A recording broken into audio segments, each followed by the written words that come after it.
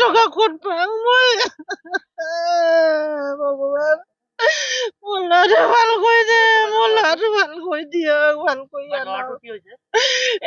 accident হয় মিটিঙত বহি আছো মোৰ ল'ৰাটো আইচিউত পেলাই থৈ দিছে মই নেদেখা দেখি পোৱা নাই কাৰণে শুনিছো মেডিকেলৰ কথা আমি নাজানো যিকোনো হায়দৰাবাদত আছে মোৰ ল'ৰাটো ভাল কৰি আনি দিয়ক মোৰ ল'ৰাটো কেনেকে হ'লেও আনি দিয়ক মই নোৱাৰিছো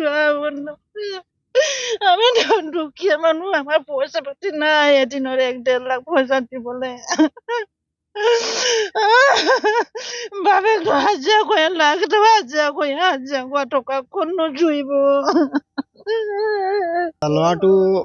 হায়দৰাবাদত কৰ্মৰত আছিলে ঘৰৰ অসুবিধাৰ কাৰণে আৰু 1 জানুৱাৰী দিনা তেখেতলোকৰ বাইক এক্সিডেণ্ট হ'ল বুলি আমি গম পাইছোঁ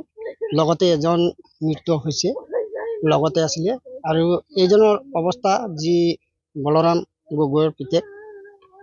প্ৰবীণ গগৈ বয়স এনেকৈ বেছি নহয় 25-26 বছৰৰ ল'ৰা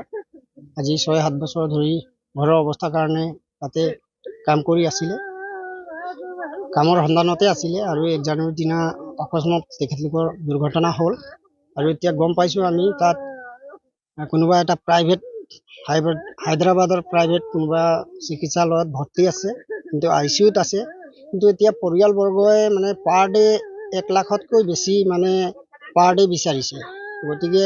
এদিনৰ যিকোনো যোৱাকালিৰ ঘটনাটো এনেকুৱা হ'ল চবে সাহায্য দি মেলি হ'ল কিন্তু এতিয়া নেক্সট দিনৰ পৰা এতিয়া সাহায্যটো জোৰা নাই আৰু ল'ৰাটো উলিয়াই আনিম বুলি ক'বলৈও তাত বিল হৈ আছে 1.5 লাখ 2 লাখ টকামান সেয়ে আমি গোটেই অসমবাসী ৰাইজক এটাই অনুৰোধ জনাইছোঁ যাতে তেওঁলোকৰ ল'ৰাটো সুকলমে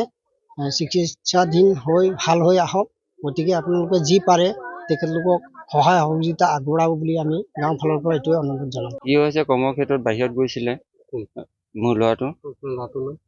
প্ৰবীণ গগৈ কৰ্মক্ষেত্ৰত গৈছিলে তাতে কাৰ এক্সিডেণ্ট আজি 3 দিন হ'ল এতিয়া অসুবিধা তাৰমানে ICUত থৈ দিছোঁ বুলি কৈছে কিন্তু টকা পইচা কম জুইত এতিয়া অৱহেলা হৈ আছোঁ আমি ৰাতিপুৱাৰ পৰা আমি বুঢ়া টকা অলপমান বিচাৰিছিলোঁ পোৱা নাই গতিকে লৈ তাৰপৰা আকৌ আজি এতিয়া ফোন আহিছে বোলে 1 লাখ টকা এতিয়া দিবই লাগে বোলে